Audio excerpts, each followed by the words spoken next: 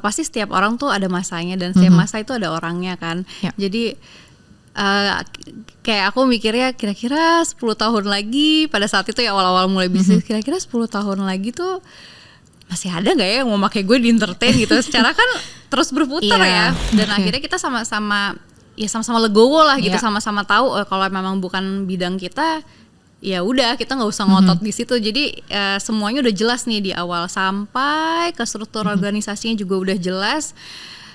Ya udah bismillah. Apalagi kalau udah ada anak tuh beda ya pemikirannya. Kayak dulu tuh aku masih ya udahlah, yang penting gue bisa happy aja gitu. Tapi pas sudah ada anak mikirnya kan ini harus apa yang gue keluarin sekarang itu memang yang nanti bermanfaat untuk anak gue gitu. Ya udah aku ini adalah haknya dia yang memang insya Allah nanti mungkin di saat dia udah gede ya nggak seberapa gitu kan. Tapi kan kalau misalnya dalam bentuk emas gitu mungkin nanti kan ya lebih pasti lebih valuable. Apa yang kita tanam itu akan kita petik sendiri gitu.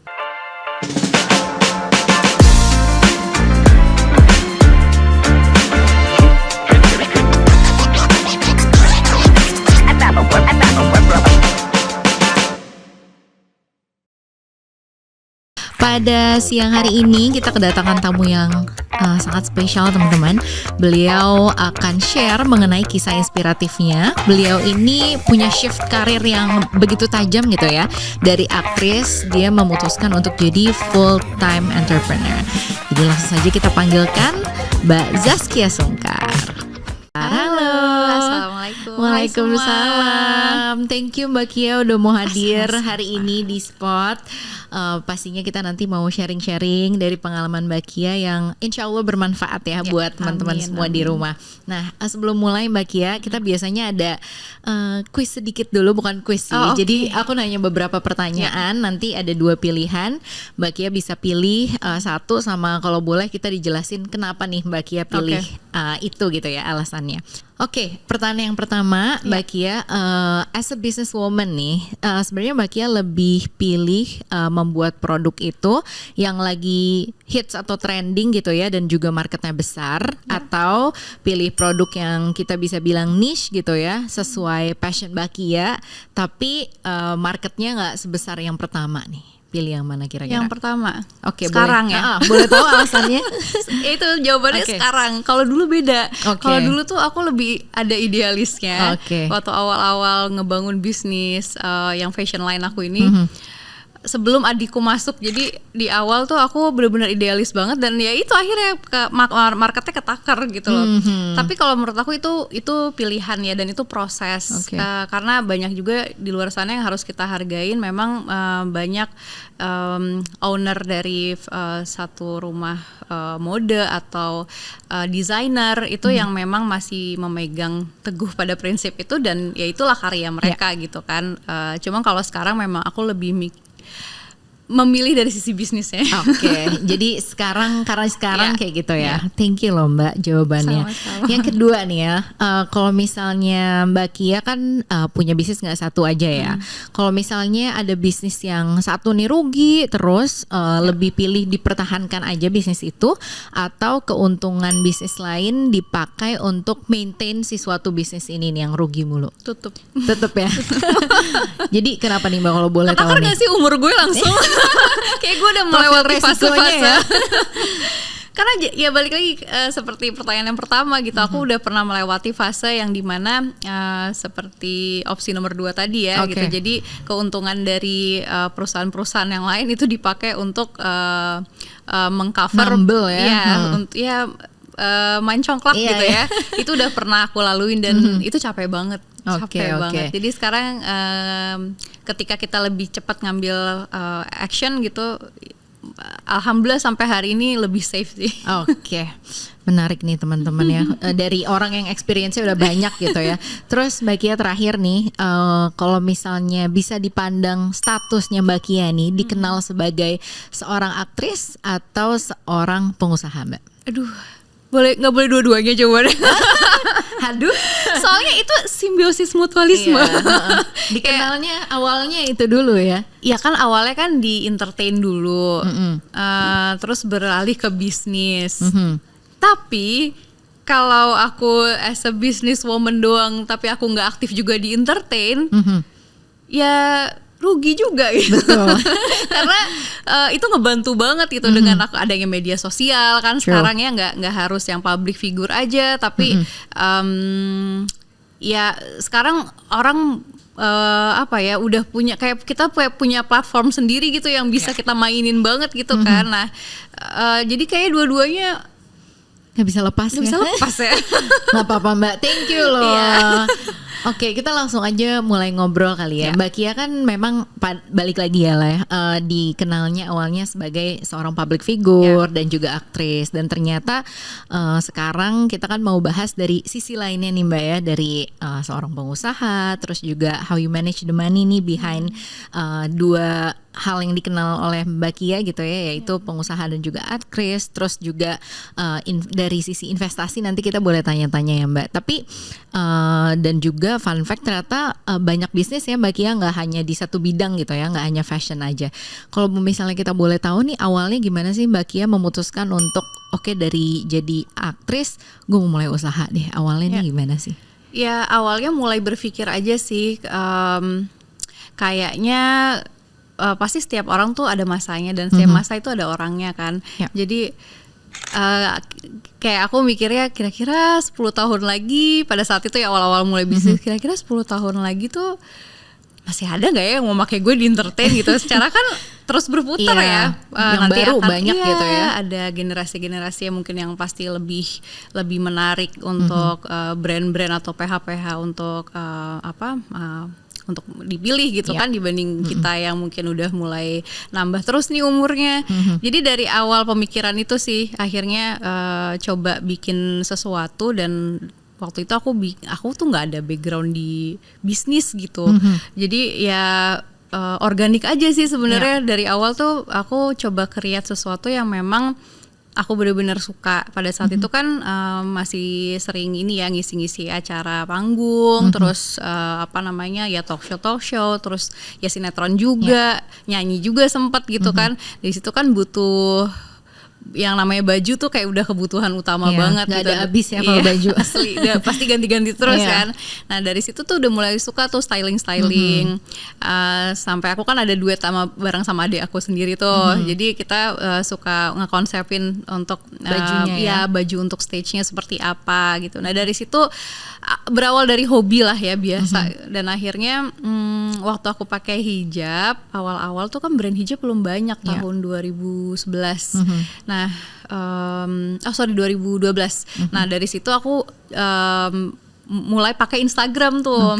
Telat sih sebenarnya, orang-orang tuh dari sebelumnya udah pada pakai Instagram. Aku 2012 tuh baru aktif Instagramnya, dan akhirnya aku mulai posting-posting OOTD. Pada zamannya waktu itu ya. Pada zamannya HOOTD, hijab outfit of the day.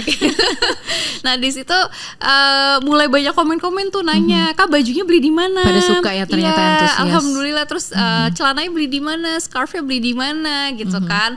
Langsung lah otak dagang ini keluar gitu kan.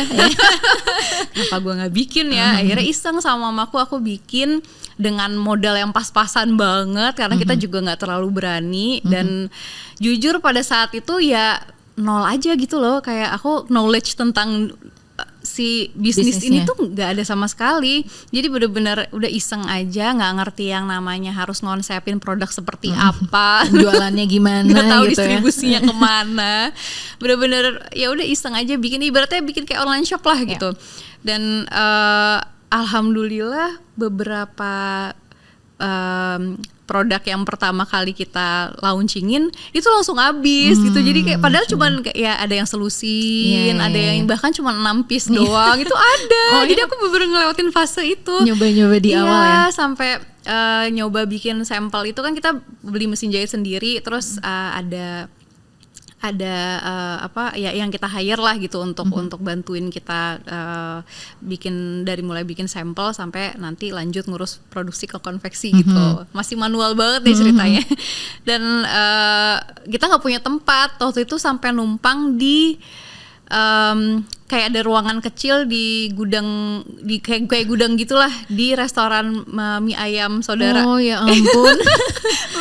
beneran kecil sampai nggak kepikiran ya, soalnya numpang dulu deh gitu ya. Karena mau sewa tempat juga kan costnya gede. Ya. Kita juga kayak masih ya coba-coba aja, Ya. iseng-iseng gitu. Dan alhamdulillah tuh dari situ naik produksi, naik dari selusin jadi 2 lusin, jadi 3 lusin, dan seterusnya sampai akhirnya kita bisa sewa ruko dulu. Wow. Dari sewa ruko sampai beli ruko itu. Ya ampun. Dari beli ruko itu sampai akhirnya beli kantor gitu. Jadi bener aku ngerasain dari nol kepanjangannya pertanyaan padahal simple ya tadi ya. Nggak apa-apa banget Mbak. Sumpah nggak apa-apa banget. Ya, nggak bisa banget kalau ada mic. Iya, kita seneng malah. Ya, Natural. Long story short, akhirnya dari situlah akhirnya mulai berkembang ke bisnis-bisnis lainnya, nyoba-nyoba bikin, mulai masuk ke F&B, mulai bikin bisnis travel, ya dari situ dari awal. Jadi aku kayak otodidak gitu loh, Learning belajarnya, by doing ya ya, Mbak, learning ya? by doing, ngerti yang namanya ketipu tuh gimana, terus secara organik ya. secara organik semua, dan akhirnya berkembang ke bisnis yang lainnya. Iya. Berarti ibaratnya udah makan asam garam lah ya, dari bisnis itu, dari satu ke yang lainnya ya. Terus Mbak Kia tadi kan sempat mention juga ya, bisnisnya bareng sama adik sendiri gitu ya, terus juga sama keluarga. Ini menurut aku menarik Mbak. Mungkin banyak juga nih orang yang di luar sana mau mulai tapi bertanya-tanya gitu. Kalau misalnya bisnis bareng keluarga gitu ya, ada nggak sih tantangannya tersendiri dan how you can overcome hal-hal itu? Jadi untuk memisahkan, oke, kita keluarga tapi kita juga punya bisnis bareng nih. Nah makanya memang pasti challenging banget ya, cuman pentingnya kita punya struktur organisasi yang jelas gitu kan. Jadi di awal nih alhamdulillah masing-masing kita pun juga udah tahu apa kekurangan dan kelebihan kita masing-masing.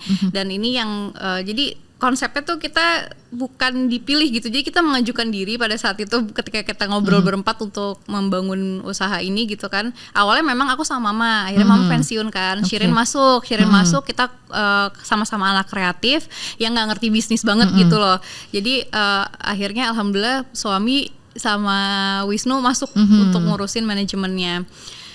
Dan dari situ kita udah sama-sama tahu gitu kan, kayak Wisnu juga ngomong gitu, oke, aku yang ngurusin keuangan aku ya, Irwan yang ini gimana gitu, diskusi. Dan akhirnya kita sama-sama legowo lah gitu, sama-sama tahu kalau memang bukan bidang kita, ya udah kita nggak usah ngotot di situ. Jadi semuanya udah jelas nih di awal, sampai ke struktur organisasinya juga udah jelas. Ya udah bismillah, kalau udah kita tahu batasan masing-masing, alhamdulillah sampai hari ini aman, semoga Allah jaga ya. Jadi emang sebenarnya poin utamanya dulu draw the line kali ya. Masing-masing tugasnya apa. Betul. Dan harus seneng ya Mbak berarti sama tugasnya. Jadi kalau milih jangan tiba-tiba di tengah jalan, duh gue kayak nggak suka nih di tengah-tengah gitu ya. Jangan sampai offside juga gitu kan. Jadi mengurus yang memang harus diurus. Betul. Ya gitu teman-teman ternyata ya. Kalau misalnya menurut Mbak Kia. Terus selain bisnis nih pasti juga erat. Kalau misalnya bisnis kan kita pasti ada keuntungan ya Mbak ya. Nah kalau Mbak Kia nih dari keuntungan bisnis ini kira-kira Mbak Kia berinvestasi juga nggak sih? Kalau misalnya iya, apa nih sekarang yang Mbak Kia lakukan investasinya? Ya, karena kalau di kita khususnya yang fashion line ini kita nggak ada investor ya, jadi alhamdulillah dividen balik lagi ke perusahaan sendiri. Gitu ya Mbak. Jadi dari kita untuk kita lagi. Ya sekarang kita nggak tahu ya ke depannya seperti apa. Yang pasti kan kita punya mimpi membawa ini ke level yang berbeda lagi. Jadi kita masih wait and see sih. Kalau sekarang kita masih banyak yang kita perbaiki untuk di dalamnya. Jadi memang kita investor di perusahaan kita adalah kita sendiri. Jadi kita berempat gitu. Iya, oke. Nah, ini menarik Mbak. Apalagi kalau misalnya keuntungannya diinvestasikan lagi, pasti kan semuanya aware ya akan ada resiko pastinya. Betul. Dalam investasi apapun lah ya. Bisnis kayak tanah kayak gitu ya, semuanya kan pasti ada resikonya. Mbak Kia dan keluarga nih gimana caranya nih strateginya untuk mengelola resiko itu tuh? resiko investasinya. Nah makanya resiko-resiko itu kan yang kita minimalisir dari awal gitu kan, dari kita selalu rembukin gitu berempat. Alhamdulillah so far kita masih mainnya yang safe banget. Jadi memang kadang mungkin orang ngelihatnya ayo dong speednya ditambah gitu, jadi dari 8 ke 9 atau dari 7 ke 8 gitu, tapi kita milih udah deh kita stay dulu di 7 tapi aman gitu. Kalau dulu karena aku menggebu-gebu. Nah dari pengalaman itu dari pengalaman yang gemas itu akhirnya jadi belajar gitu. Oke, kayaknya kita mendingan main di speednya yang segini tapi insya Allah aman. Tapi ada kenaikan, bukan berarti kita stagnan gitu loh. Selalu ada evaluasi kan dari tahun ke tahun gitu, dan target yang kita punya juga berbeda gitu, dan alhamdulillah kenaikannya cukup signifikan dari tahun-tahun sebelumnya. Ya itu aja udah cukup kalau menurut aku. Jadi menakar ya, harus tahu diri juga kali ya Mbak ya. Jadi gimana nih kita bisa overcome, nggak deg-degannya di mana gitu ya. Terserah lah ya orang mau ngomong apa. Soalnya kalau gemes nanti kita yang gatal-gatal sendiri ya. Karena kan peluang-peluang itu pasti ada ya. Pasti. Apalagi mungkin ngelihat kompetitor brand gitu kan, udah yang kayak wah mainnya udah di sini nih gitu. Apakah kita harus ke situ juga gitu? Tapi kan ya itu ngukur diri lagi. Pasti ada resiko-resiko yang ada. Oke, menarik loh Mbak. Sama mau nanya Mbak Kia nih, walaupun tadi Mbak Kia cerita learning by doing gitu ya, pasti kan ada nih role model atau seorang lah yang Mbak Kia look up tuh. Kalau misalnya dari sosok itu apa sih value yang emang Mbak Kia ambil banget dan dijalani oleh Mbak Kia day by day di saat melakukan bisnis ini? Ada 2 orang sih kebetulan, ipar dan suamiku sendiri. Karena masya Allah mereka tuh saling melengkapi banget. Jadi Wisnu itu dia bagus banget di manajerial, di manajemen dia bagus banget. Dia orangnya detail, sangat detail, dan dia kalau udah urusan kerjaan gak ada gak enak-enakan. Nah kita butuh sosok seperti itu, langsung to the point ya. Sama ya mesti kita semua sayang sama karyawan, baik sama karyawan gitu. Tapi ya di saat udah urusan kerjaan itu udah beda. Sementara kalau aku dibilangnya yayasan, kalau sama anak-anak kantor gitu banyak gak teganya. Karena mau apa ya, mau ngasih ini sampai HRD tuh mau ngasih SP aja, karena memang dia udah ngelakuin kesalahan berkali-kali. Itu kalau udah minta izin sama aku pasti mental. Masih kasihan. Aku mikirin gitu ya. nanti gimana perasaan dia pas dia ngebaca ini gitu. Aku tuh parah banget. Nah, aku butuh sosok kayak Wisnu makanya ya kan, yang memang dia mengesampingkan soal drama, tapi memang untuk kebaikan perusahaan itu sendiri gitu. Dan kalau dari suamiku, beliau ini visionernya masya Allah gitu. Jadi bener-bener yang kadang kita enggak, makanya kalau Kak Irwan tuh benar-benar di atasnya si Bizdev. Jadi kita ada Bizdevnya, nah itu undernya Kak Irwan. Jadi memang beliau lah yang punya, kadang-kadang punya pemikiran yang kita out of the box ya. Out of the box. Kita belum mikir kesana, dia udah kesana gitu. Oke. Jadi value-nya datang dari suami dan juga ipar, masya Allah ya. Ternyata nggak usah jauh-jauh ya. Alhamdulillah. Terus tadi karena udah menyinggung suami dikit ya Mbak Kia, ya kita mau bahas mengenai kehidupan Mbak Kia, tentunya pernikahan gitu ya. Pasti mostly semua orang tahu ya Mbak Kia dan suami, terus juga salah satu pasangan yang mungkin menikah muda ya, bisa dibilang ya, 20 tahun ya. Nah ini waktu itu kan pasti Mbak Kia dan suami mengambil keputusan yang lumayan besar, apa enggak Mbak? Lumayan besar nggak nih? Besar ya pasti ya, menikah di usia yang dini. Dan kalau misalnya kita lihat kan pernikahan banyak ada yang banyak yang gagal, tapi maksudnya banyak yang gagal, terus juga banyak masalah pasti datangnya nggak jauh nih dari keuangan ya Mbak pastinya. Kalau misalnya boleh di-share ke kita dan teman-teman di rumah nih, Mbak Kia sama Mas Irwan gimana nih memulai pertama kali mengkomunikasikan tentang keuangan sebelum menikah dan juga selama menikah? Ada nggak ya tips and triknya nih Mbak kira-kira biar jauh dari konflik gitu walaupun sensitif? Nah kalau kita tuh nggak jauh-jauh ya sama kayak bisnisnya, jadi kudu ketubruk dulu gitu baru belajar. Dua-duanya sama ya. Jadi kita sudah pernah melewati fase yang dimana memang kita nggak semuanya nggak pakai plan. Jadinya berantakan. Kita ya mungkin karena umur masih 20 tahun, mikirnya masih yang ya udah yang penting bisa punya mobil bagus, bisa punya ya hidup nyaman Iya, gitu bisa ya pada shopping, saat bisa itu. traveling, udah itu Iya, aja, nggak mikirin jangka panjangnya seperti apa. Oke. Bertambahnya usia pernikahan kita, bertambah usia kita juga, dan akhirnya kita sama-sama mulai tuh diskusi soal keuangan, plan kita seperti apa, dan akhirnya sekarang alhamdulillah semenjak kita sama-sama punya visi dan misi yang sama, lebih tertata gitu, kayak kita punya goals yang sama nih gitu, masalah investasi, masalah ya dari dulu kita nggak, maksudnya kita pikir punya satu tanah dan rumah yang kita tempatin tuh udah cukup gitu cukup ya. aja, mendingan sisanya dibelanjain aja, shopping gitu kan. Kalau sekarang alhamdulillah udah enggak, jadi udah mikirin oke, ini kita tahun ini alokasiin kemana ya gitu, supaya tahun depan kita punya goals yang lebih lagi dari tahun ini gitu. Oke, menarik Mbak. Terus juga ini agak-agak unik ya pertanyaannya, tapi menarik karena kalau misalnya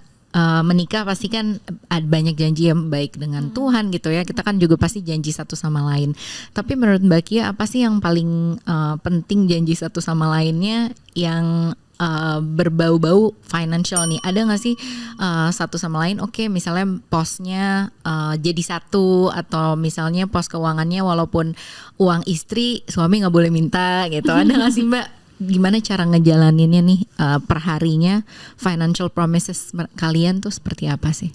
Ya, sebenarnya kalau kita sih masing-masing tapi saling support. Oke. Jadi alhamdulillah nggak pernah diusik-usik gitu, kayak tabunganku ya tabunganku sendiri. Terus ya suami juga aku nggak memberikan batasan dia harus paling kalau udah kayak misalnya ya namanya ya kayak cewek lah, cewek kita kan sukanya yang berbau-bau fashion gitu ya tas, sepatu gitu kan. Nah sama suami kan, cowok kan lebih kayak ke mobil gitu. Nah balik lagi karena memang sekarang kita udah mulai menuruni ego kita di situ, kita udah sama-sama punya goals yang lain yang memang secara investasi ini lebih baik gitu dibanding kita abisin buat sesuatu yang ya itu nggak akan ada nilainya gak gitu ada manfaatnya loh. ya Manfaatnya untuk kesenangan sesaat kita gitu kan. Jadinya ya karena kita udah sama-sama punya satu goals yang sama nih, akhirnya sekarang lebih kayak yang malah kalau misalnya gini, aku tahu nih di depan nanti kita akan ada ini ya yang gitu, aku juga akan ada ini gitu, mau nggak kita planningin gitu, kita ada misalnya ya gitu, ada tanah di sini nih dia jualnya segini. Nah kalau misalnya kita mau bikin sampai kayak misalnya mau bikin klaster-klaster juga bisa gitu, sampai yang mikirnya itu udah detail banget ya. udah ngobrolnya udah enak udah karena kita udah sama-sama punya goals yang sama. Jadi harus mau nggak mau suami dan istri goalnya harus sama ya Mbak ya, atau nggak jalannya beda-beda ya, nggak tahu nih lurusnya kemana, nggak lurus-lurus kayaknya. Dan saling hargain sih, jadi kayak alhamdulillahnya tuh namanya perempuan kan pengennya didengar ya. Iya, pasti. Nah kayak kalau Kairon tuh pinter tuh dia ngambil momen kapan harus ininya gitu kan, tahu dia. Misalnya aku tahu nih kalau misalnya soal kayak menurut aku tahun ini udah cukup gitu, tapi dia nemuin sesuatu yang menurut dia tuh oke. Nanti dia masuknya gitu pintar tuh, walaupun sebenarnya udah kebaca gitu, tapi dia tahu momen yang tepat, kayak dia kasih lihat dulu yang di samping-sampingnya itu udah ada proyek ini tuh bagus banget buat kedepannya bla bla bla gitu. Nanti tunggu, nggak langsung hari itu langsung dipaksa, besok masuk lagi bertahap dikasih lihat ini set plan aku kayak gini. Jadi udah paham banget sama istrinya ya. Nah itu apa ya, kita harus main cantik gitu kan, harus punya skill komunikasi yang baik. Nggak bisa mau gitu, gontok-gontokan yang ada kita ribut ya. Asli. Terus Mbak Kia nih ngomongin banyak money management gitu ya. Kalau misalnya kita cewek-cewek pasti kan sering ngobrol gitu ya satu sama lain, sharing mengenai money management, terus juga baik itu dalam keluarga, bisnis dan segala macam gitu. Pasti Mbak Kia banyak terekspos dengan perempuan-perempuan juga gitu ya, dengan cara mereka berpikir. Tapi kalau misalnya menurut Mbak Kia nih, money management perempuan-perempuan di Indonesia tuh udah sejauh mana sih kemampuannya menurut Mbak Kia? Banyak sadarnya akan menyisihkan atau masih kayak gitu, kayak yang tadi di awal masih pingin tas, sepatu gitu, prioritasnya itu. Dan juga sebagai perempuan nih menurut Mbak Kia, apa sih kesalahan terfatal yang emang sering kita lakukan dan salah gitu di money management? Kayaknya aku bukan orang yang tepat bisa menjawab ini karena aku pun masih struggle. Iya, pasti. Tapi kan pasti kita bisa share gitu ya. Iya, aku share karena pengalaman pribadiku aja ya gitu. Di saat aku belum bisa terlalu memanage keuangan dengan baik, sekarang pun juga masih belum baik gitu. Ya itu berasa banget ya, apalagi kalau misalnya kan kita beda-beda nih, nggak semuanya. Ya ada juga yang memang ibu rumah tangga gitu yang pendapatannya ya dari bulanan suami gitu. Nah itu lebih hebat lagi sih kalau menurut aku, karena itu harus punya skill yang tinggi skill yang tinggi untuk mengatur semuanya dengan baik dan sampai timelinenya harus pas gitu kan. Nah kalau misalnya kayak aku kan mungkin ada kerjaan gitu kan, tapi memang ada income di luar dari suami, tapi memang ya balik lagi kan ketika kita dapatnya lebih pasti kan yang keluar juga lebih gitu kan. Nah itu challenge lagi sendiri, gimana nih ngaturnya supaya ini bisa jadi, apalagi kalau udah ada anak tuh beda ya pemikirannya. Kayak dulu tuh aku masih ya udahlah yang penting gue bisa happy aja gitu, tapi pas sudah ada anak mikirnya kan ini harus apa yang gue keluarin sekarang itu memang yang nanti bermanfaat untuk anak gue gitu. Mikirnya udah ke situ. Jadi ya ini balik lagi skill dan menurut aku mengatur hawa nafsu kita ya. Balik lagi ke sana ya. Besar buat semua wanita. Dipikir-pikir dulu kali ya nih, tas beli nggak ya? Tapi sekarang aku kayak gitu loh, alhamdulillah. Dulu tuh kalau aku suka ya udah gitu. Kalau sekarang aku bisa harus beli ya. Iya, kalau sekarang dan aku bangga sama diri aku loh. Kamu cerita kemarin sama suami aku karena aku struggle banget di situ gitu loh. Mungkin buat sebagian orang kayak masa gitu dulu nggak bisa gitu. Tapi aku pernah ngelewatin fase di mana yang kayak kalau aku mau aku harus bisa beli gitu. Kalau sekarang tuh aku ngeliatin dulu sampai kayak gue butuh nggak ya gitu. Bisa dia sampai kamu hebat loh. Bisa yang bener-bener nggak jadi. Ini sampai udah berapa lama aku nggak shopping lagi. Iya, nanti kalau pengen anak cewek lagi mbak panjang, duh anak gue bisa pakai juga nih nantinya. Ada lagi excuse ya. berat perempuan tuh bener deh. Aduh ya ampun, ada aja. Nah Mbak Kia, aku juga mau nanya nih, kalau misalnya di share pasti teman-teman seneng karena menurut aku ini tips yang bisa langsung diaplikasikan gitu sama teman-teman sebagai seorang istri, terus juga ibu, terus juga perempuan yang mempunyai pendapatan sendiri, pasti juga ada dari suami gitu kan. Gimana caranya Mbak Kia mengalokasikan semua pendapatan Mbak Kia nih, terus kerannya Mbak Kia taruh di mana aja sih setiap bulannya nih, kalau boleh di-share ke kita semua. Habis gajian gitu.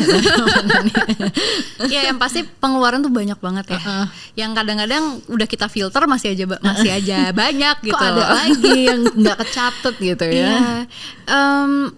Ya komposisi sih kalau menurut aku yang paling penting. Kita harus pinter-pinter komposisinya aja. Balik lagi ngatur keuangan itu bukan hal yang mudah untuk aku sampai sekarang juga. Tapi paling gini aku main cantiknya gini aja. Jadi kalau misalnya aku udah tahu nih ada satu hobi aku yang harus aku ngeluarin uang di situ lumayan gitu. Nah jadi aku udah misalnya aku diajakin lagi untuk hobi yang lain. Nah ini aku harus ngekat banget, ego aku udah nggak bisa gitu. Dan mana yang prioritas itu kan juga kita harus tahu. Yang paling prioritas buat aku adalah ya anak aku gitu. Jadi ketika ini udah berhubungan sama masalah pendidikan atau apapun yang menyangkut kebutuhan anak aku, itu nggak ada tawar menawar kalau buat aku. Jadi memang itu prioritas. Bahkan kalau misalnya aku kan 1 bulan ini aku sekarang udah mulai anggarin. Jadi dan keuangan semuanya tuh sampai pengeluaran terkecil aja tuh ada catatannya sekarang semuanya gitu. Kalau jadi pengen tahu aja gitu kira-kira apa sih yang gue spend lebih nih, kok bulan ini bisa lebih jadi agak lebih bengkak ya. gitu. Tapi jadi menarik loh, itu jadi ketahuan. Nah kebetulan iparku yang duluan menjalankan itu karena sampai semua ibaratnya tuh parkir aja tuh kecatat gitu.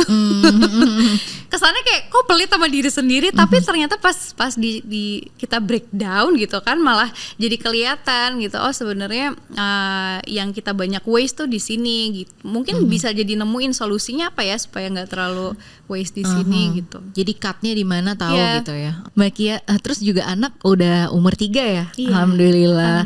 Udah mulai nggak sih Mbak ngajarin ke anak mengenai uang gitu, ngajarin. Nah ini menarik gitu. nih, agak pusing sih gue sebenarnya karena kan dia udah berpenghasilan sendiri Ya kan. ampun, Masya Allah. Ya nggak inilah, Iya, ada lah ada. gitu, tapi kan dibuatin posnya ya.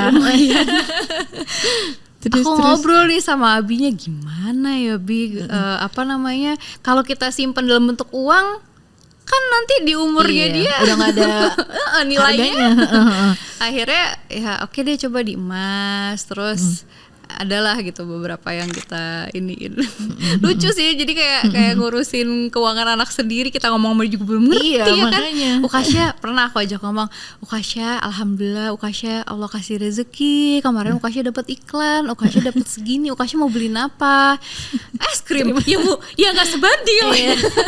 Cuman tapi ya ngertinya itu ngerti itu ya aku turutin gitu, tapi ya nggak aku potong dari situ juga sih.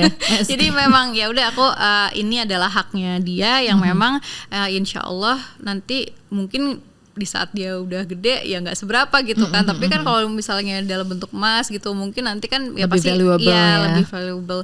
Jadi ya pinter-pinternya orang tua aja nih. PR juga sih jadinya ngurusin keuangan sendiri aja pusing. Baik yang minta es krim. Minta es krim baik banget nah. Tapi udah diajarin belum sih Mbak, dikit-dikit di umur 3 gitu ya, sekalian belajar.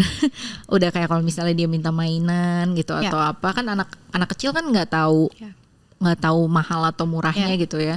Ada nggak sih cara stopnya, kayak cara apa ya, memberitahunya, aduh nah kayaknya segini aja udah cukup atau gimana? Udah alhamdulillah ya? Sekarang udah mulai kayak challenge untuk aku kan ada rasa kayak ya ampun ya anak kan punya tabungan, kenapa nggak ya udah kalau emang dia pengen beli sesuatu yang dia pengen beliin aja gitu. Nah itu yang jadi PR gitu. Aku pikir ya uang dia tapi tugas aku adalah mendidik dia kan gitu. Jadi itu aku pisahin, kita udah satu suara nih sama abinya juga gitu. Kadang kan PR-nya datang dari ini ya, neneknya, tantenya gitu. Oh kalau tante aman. Karena Shirin sama-sama kita lagi proses mendidik anak-anak gitu kan. Ya alhamdulillah kalau memang kayak pas Ukasya pengen beli mainan, dan ini bukan waktunya lagi dia beli mainan gitu, karena baru kemarin dia beli mainan, udah mulai kita cut gitu. Kayak kemarin aja di airport nih dia ngelihat mobil, dia suka banget mobil-mobilan kan, mau gitu mobil gitu. Enggak, Ukasya baru seminggu yang lalu beli mainan. Sekarang kita mainin yang kemarin dulu ya gitu. Terus kemarin juga yang seminggu yang lalu kita beliin itu udah aku bilang kalau kita mau beli yang ini, yang kemarin kita harus keluarin ya untuk orang lain gitu, karena di rumah nggak boleh numpuk barangnya Ukasya gitu. Allah nggak suka kalau misalnya kita nimbun barang gitu, harus. Dan di luar sana banyak orang yang pengen beli mainan tapi belum dapat rezekinya gitu. Nah sekarang waktunya Ukasya ngasih gitu. Jadi udah mulai dikasih pelan-pelan tentang itu. Dan misalnya kayak harga juga gitu, udah mulai dikasih di compare gitu. Misalnya yang ini lebih butuh nggak Ukasya gitu, Ukasya lebih suka yang mana. Pertama pasti kita kan tanya dulu nih gitu kan, yang ini atau yang ini, karena dia ngambil dua-duanya nih gitu. Sementara kita mau beli satu doang gitu kan. Kamu ini warna kesukaan Ukasya warna merah gitu, tapi yang ini Ukasya belum punya. Dia waktu itu mau beli kayak apa sih, fire truck gitulah gitu. Terus satu lagi mobil warna merah juga, karena dia suka banget warna merah. Mobil warna merah juga. Aku bilang yang ini Ukasya udah punya, tapi yang ini Ukasya belum punya. Ukasya pilih yang mana gitu. Oh yang ini gitu. Oke yang ini. Tapi ini ada yang mirip kayak gini, harganya lebih murah nih Ukasya gitu.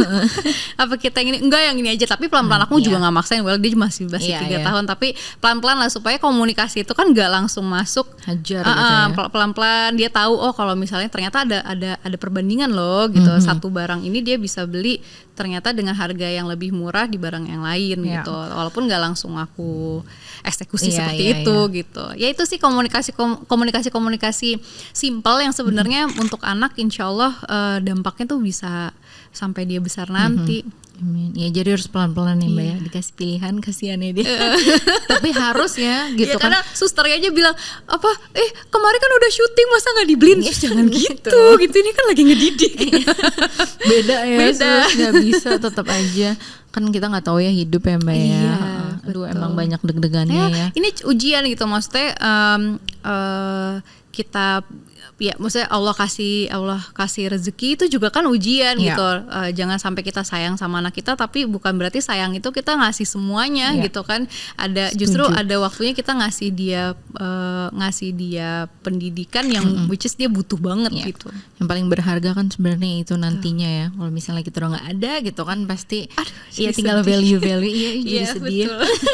Mbak Kia, terus mau sedikit nanya nih, kan pasti kalau misalnya orang-orang lihat Mbak Kia, lihat suami gitu, pasti udah sukses ya gitu, Masya Allah. Amin. Gitu ya. Si jauh. Iya, tapi kan pasti ada banyak day to day-nya yang buruk-buruk, pahit-pahit yang pastinya Mbak Kia nggak share juga kan ke orang-orang setiap harinya gitu.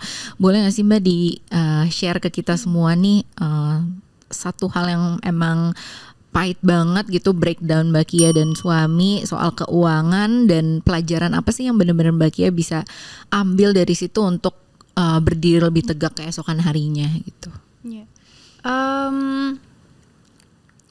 Ya pasti masalah itu pasti ada aja ya setiap harinya ya, dari mulai masalah finansial di awal-awal pernikahan itu kita udah pernah ngerasain deh. Kebetulan Kak Irwan tuh setelah kita nikah, bahkan sebelum, jadi lagi memang dia ada masalah itu waktu kita mau nikah itu dia baru-baru ikutan bisnis lah, ketipu ceritanya, abis-abisan uang syutingnya masuk ke situ semua. Posisi lagi mau nikah ini, lagi kita butuh uang kan gitu untuk akad, untuk resepsi dan pada saat itu ya lumayan jadi ini banget sih, lumayan jadi badai banget ya ujian mau nikah lah. Bahkan sebelum nikah pun kita udah diuji nih gitu. Cuman alhamdulillah menurut aku lingkungan itu penting banget ya. Alhamdulillah lingkungan yang kita punya dari mulai orang tua kita, terus adik-adik kita itu sangat bisa menenangkan kita dan menguatkan kita gitu. Apalagi orang tua, terutama orang tuanya beliau juga almarhum dan almarhumah itu Masya Allah banget. Mamaku juga yang ngasih, malah aku kayak harusnya kan orang tua gue yang agak gimana gitu tapi ini malah mamaku tuh yang ngasih ini, sayang, yang namanya nikah itu kita tuh berjuang gitu loh, bukannya kita nikah itu kita justru kalau kamu nikah sama dia itu kamu udah dapet enaknya, nanti kamu mendapat ujiannya nanti, mamamu bilang gitu. Tapi kalau Allah udah uji kamu sekarang, mama yakin nanti insya Allah kedepannya kamu akan terima buah dari perjuangan kamu sekarang. Malah mamaku yang kayak gitu, jadi aku ya udah deh Bismillah kita ini aja deh. Memang di hati kecil aku juga nggak ada isu, ya udahlah lo abis kena tipu juga ya nggak, yang aku juga nggak minta yang nikah harus hedon gitu kan nggak ada sih, alhamdulillah nggak ada kepikiran kayak gitu. Cuman ya undangan nih banyak gitu dan kita udah kayak ngebuk hotel juga pada saat itu. Udah DP kan, dan habis itu kita nerusin. Iya itu, padahal kita lagi kena masalah loh waktu itu, lagi habis dapat ujian itu, abis-abisannya, dan itu lumayan banget abis-abisannya. Well, dari dukungan keluarga, orang tua yang memang malah nge-push kita untuk tetap maju. Jadinya itu malah yang nguatin kita gitu, dan kita jadi banyak belajar. Oh ternyata pernikahan itu bukan hanya sekedar masalah finansial gitu. Jadi kalau dari sisi ini kita nggak bisa berjuang, apalagi dari kotak yang lain gitu kan. Namanya nikah kan ada aja kan. Nggak, ini udahlah, kita kelihatan di media sosial, di TV gitu kelihatannya semua, pasti semuanya ada ujiannya, itu pasti. Tapi kan gimana caranya kita mensyukuri di balik ujian itu pasti banyak banget nikmat yang Allah kasih tuh, banyak banget gitu, yang kadang tuh ya kita terlalu fokus sama kekurangan, akhirnya kita lupa kelebihannya. Itu kan jadi masalah kita gitu. Betul. Nah ketika aku bisa, alhamdulillahnya balik lagi yang wacana awal tadi, yang memang kita punya circle yang luar biasa banget gitu, yang memang selalu ngingetin kita dari sisi yang kadang mungkin kita nggak kepikiran dari situnya gitu, dan akhirnya itu yang menguatkan gitu. Kayak ya misalnya waktu itu kita lagi diuji dari sisi itu, tapi ya aku punya pasangan yang bener-bener sayang sama aku, kayak itu udah cukup banget gitu, alhamdulillah. Begitu juga sama dia juga kayak gitu. Nanti kita diuji lagi di kotak yang lain, di finansialnya udah oke nih ya kan. Diuji lagi dari yang lain, nah kita lihat lagi, alhamdulillah Allah lagi kasih kita nikmat ini. Kayak kalau berpikirnya dari sisi itu, insya Allah lebih tenang ya. Dibanding kita ngotot pengen semuanya sempurna, ya nggak ada gitu. Namanya juga hidup. Namanya juga hidup. Bohongnya kalau semuanya sempurna ya. Nggak kerasa loh Mbak Kia udah mau selesai. Nih apa namanya, ada satu hal yang pingin kita tanyain dari seorang Zaskia Sungkar gitu ya. Kalau misalnya menurut Mbak Kia bisa didefinisikan sukses dari kacamata Mbak Kia tuh apa sih? Sukses dunia dan akhirat seperti apa? Aduh berat banget. Sukses dunia akhirat itu kayak mimpi semua orang ya. Dunia dulu deh Mbak ya. Amin. Semoga Allah ijabah. Amin amin ya. Ya menurut aku ketika kita udah, ini bukan menurut sih, harapan aku semoga aku bisa jadi orang yang seperti itu. Kalau kita udah bisa mensyukuri nikmat-nikmat Allah, insya Allah bahagia itu tuh akan datang sendiri sih. Karena menurut aku yang paling utama tuh ketenangan gitu. Karena hati itu nggak bisa bohong ya. Kalau misalnya kita kayak gusar gitu, siapa bahasa gue gusar ya maksudnya gundah, kayak gitu ya. gundah, was-was gitu, itu kan nggak enak banget ya. Makanya aku tuh ngelihat lagi berusaha gitu loh, berusaha ngelihat kayak bisnis, terus rumah tangga, pertemanan, keluarga, itu tuh aku lagi mencoba menanamin terus di mindset aku tuh, ini tuh cuman bagian apa ya, kayak bagian terkecil yang akan kita yang memang harus kita jalanin untuk kita mendapatkan sesuatu yang lebih besar gitu loh nantinya. Jadi kalau misalnya goals kita cuman yang ada di dunia ini doang gitu ya, kita capek, nggak akan ada habisnya gitu. Jadi karena kita punya goals yang lebih besar yang abadi gitu nantinya, jadi itu yang akhirnya jadi pacuan kita gitu ketika kita diuji. Semoga Allah jaga ya, jangan sampai diuji yang berat. Kita diuji itu ya kita ambil dari angle nikmat yang Allah kasih gitu. Ketika